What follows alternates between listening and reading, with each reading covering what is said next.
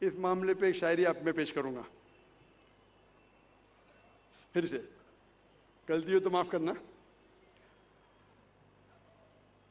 پڑھی تھی جنازے کی نماز، پڑھی تھی میری نماز جنازہ بھی اوروں نے، پڑھی تھی میری نماز جنازہ بھی اوروں نے، پڑھی تھی میرے نماز جنازہ بھی اوروں نے، مرے تھے جن کے لیے وہ وضو کر کے رہ گئے، مرے تھے جن کے لیے وہ وضو کرے رہ گئے. جس کے لیے ہم محنت کرتے ہیں وہ اپنے وضو کے اندر ہی رہ گئے، نماز کے لیے نہیں آئے. یہ شاعر نے کہا تھا وہ لوگ کے لیے جو احسان فراموش ہے.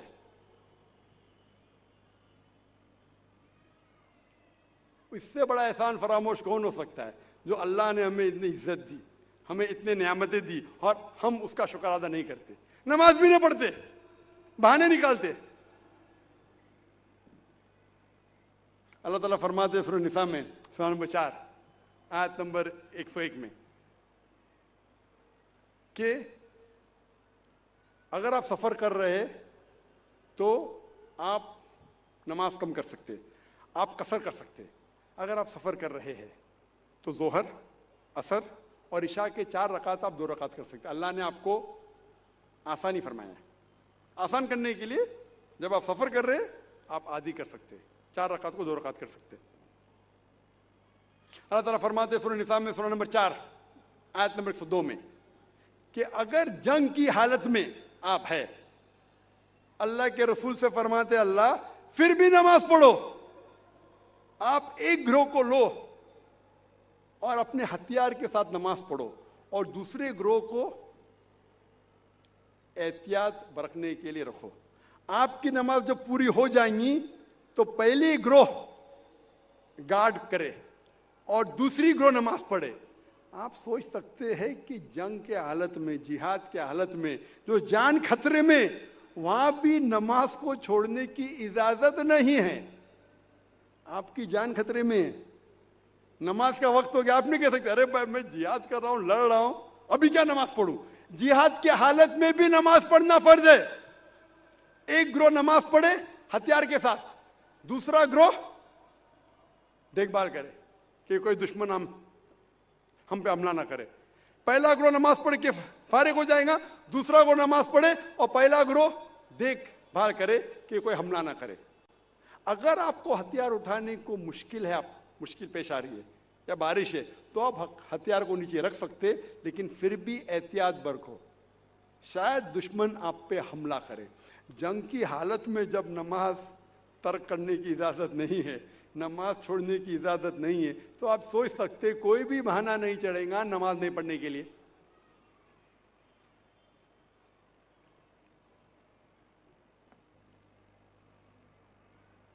اللہ تعالیٰ فرماتے قرآن مجید میں سورہ بقرہ میں سورہ نمبر 2 آیت نمبر 239 میں کہ اگر دشمن آپ کے پیچھے ہے تو آپ نماز چلتے چلتے بھی پڑھ سکتے ہیں، سواری پہ بھی پڑھ سکتے. اگر دشمن آپ کے پیچھے ہے، آپ رک کے نماز نہیں پڑھ سکتے. رک کے نماز پڑھو دشمن حملہ کریں گے، تو چلتے چلتے نماز پڑھو. سواری پہ، اونٹ پہ، گاڑی میں نماز پڑھ سکتے، لیکن جب آپ محفوظ جگہ پہ پہنچو تو پھر آپ جس طریقے سے اللہ کے رسول نے فرمایا اس طریقے سے نماز پڑھو. اللہ تعالیٰ فرماتے سورہ نساء میں سورہ نمبر 4 آیت نمبر 103 میں کہ جب آپ کو کوئی تکلیف ہے، سفرنگ ہے، بیماری ہے، کھڑے رہ کے نماز نہیں پڑھ سکتے بیٹھ کے پڑھو. بیٹھ کے نہیں پڑھ سکتے تو سائڈ پہ لیٹ کے پڑھو، لیکن نماز پڑھو. اگر آپ بیمار بھی، آپ نہیں کہہ سکتے میں بیمار ہوں تو نماز نہیں پڑھ سکتا ہوں، کھڑے نہیں ہو سکتے تو بیٹھ کے پڑھو. بیٹھ کے نہیں پڑھ سکتے تو سائڈ پہ لیٹ کے پڑھو، لیکن پڑھو. اللہ کے رسول فرماتے صحیح بخاری میں جلد نمبر 2 حدیث نمبر 218 میں ایک شخص جس کو ہیمورائڈز ہوتا ہے، پائلز ہوتا ہے، وہ آتا اللہ کے رسول کے پاس، اور اللہ کے رسول فرماتے کہ اگر آپ نماز کھڑے ہو کے نہیں پڑھ سکتے تو بیٹھ کے پڑھو، بیٹھ کے نہیں پڑھ سکتے تو کم از کم سائڈ پر لیٹ کے پڑھو۔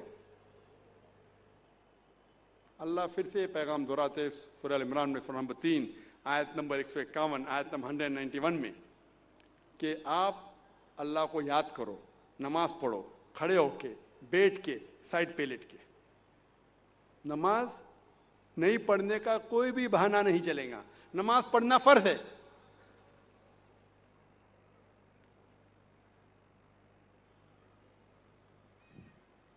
اللہ تعالیٰ فرماتے سورہ مائدہ میں سورہ نمبر 5 آیت نمبر 55 میں آپ کے دوست صرف وہ ہے، آپ کے دوست صرف اللہ اور اللہ کے رسول ہے، اور وہ مومن جو نماز قائم کرتے ہیں اور زکوٰۃ دیتے ہیں۔ اللہ فرماتے ہیں آپ سے سورہ مائدہ میں سورہ نمبر 5 آیت نمبر 55 میں آپ کے دوست صرف اللہ اور وہ مومن ہیں جو نماز قائم کرتے ہیں اور زکوٰۃ دیتے ہیں۔ جو لوگ نماز نہیں قائم کرتے اور زکوٰۃ نہیں دیتے وہ آپ کے دوستوں میں سے نہیں ہیں۔ اللہ کے رسول فرماتے ہیں صحیح حدیث میں سنن ابو داؤد کی جلد نمبر 1 حدیث نمبر 300 چیپٹر نمبر 300 حدیث نمبر 836، اللہ کے رسول فرماتے ہیں کہ قیامت کے دن سب سے پہلا حساب جو لیا جائے گا وہ صلاح کے بارے میں۔ سب سے پہلا حساب کتاب جو ہوگا قیامت کے دن پہ وہ ہے صلاح کے بارے میں۔ اللہ کے رسول فرماتے ہیں صحیح مسلم میں جلد نمبر 1 کتاب الایمان چیپٹر نمبر 36 حدیث نمبر 146 146، اللہ کے رسول فرماتے کہ مومن اور کافر کے درمیان، ایمان اور کفر کے درمیان جو فرق ہے وہ صلاح ہے۔ مثلا فرق ہے مومن اور کافر کے درمیان۔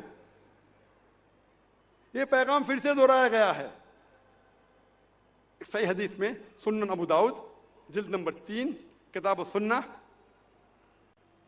چیپٹر نمبر 1691 حدیث نمبر 4661 4661، جہاں اللہ کے رسول فرماتے کہ کافر اور مومن کے درمیان فرق ہے صلاح۔ اس کا مطلب وہ کہ اللہ کے رسول کہہ رہے ہیں جو انسان صلاح نہیں قائم کرتا، نماز نہیں پڑھتا، وہ کافر جیسا ہے۔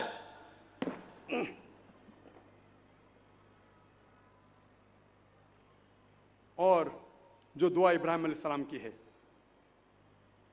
اس دعا کے پہلے میں اور ایک آیت کہوں گا۔ اللہ تعالیٰ فرماتے سورہ مدثر میں،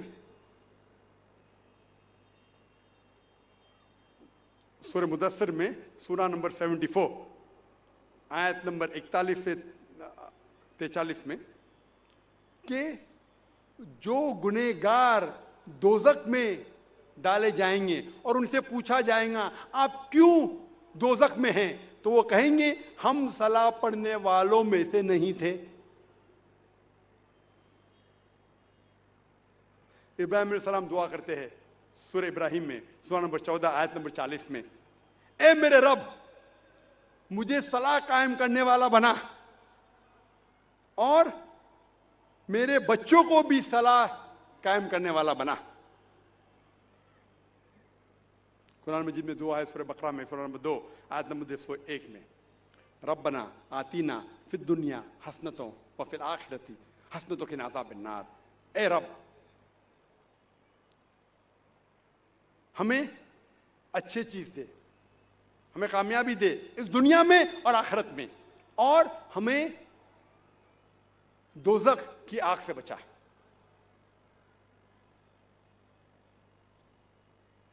تقریر ختم کرنے کے پہلے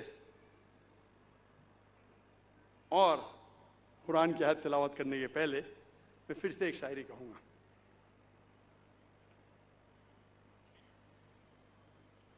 میری زندگی کا مقصد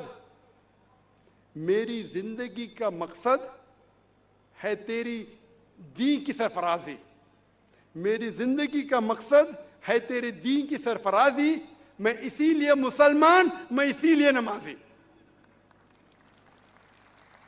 لیکن پھر بھی اس آیت کے مقابلے میں شاعری پھیکی ہے. اللہ تعالیٰ فرماتے ہیں سورہ انعام میں، سورہ نمبر 6 آیت نمبر 162 اور 163 میں، کل ان صلاتی و نسکی و محیای و مماتی للہ رب العالمین وبذالک امرت وانا اول المسلمین. کہو کہ میری صلاح، میری قربانی، میری زندگی، میری موت صرف اللہ کے لیے ہے، اور